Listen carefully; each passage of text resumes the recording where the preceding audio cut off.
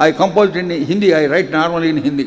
నేను సాధారణంగా హిందీలోనే పాట రాస్తుంటాను. Because I was in Rajahmundry, I translated into Telugu. కాబట్టి రాజమండ్రిలో అప్పుడు తెలుగులోకి దీన్ని తర్జుమా చేశాను. This song God gave me not every successful operation. చూడండి, ఈ పాటను ఆ యొక్క ఆపరేషన్ సక్సెస్ఫుల్ గా అయిపోయినాక రాయలేదు.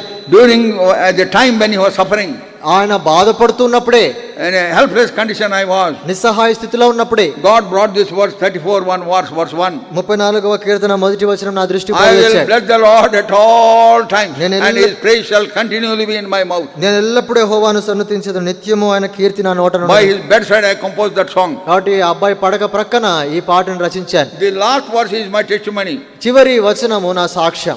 ఈ జీవిత యాత్రలో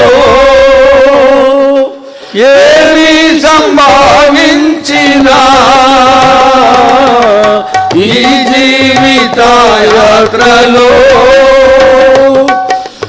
ఏమి సంభవించినా,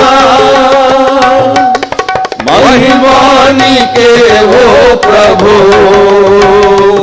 ఇది నాదిన ప్రార్థన.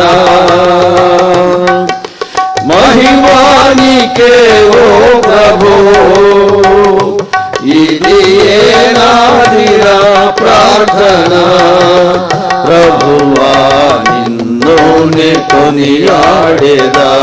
That's how we consecrated ourselves unto the Lord. ఆ విధంగా ప్రభువుకు మమ్మల్ని మేము ప్రతిష్ఠించుకున్నాం. That very situation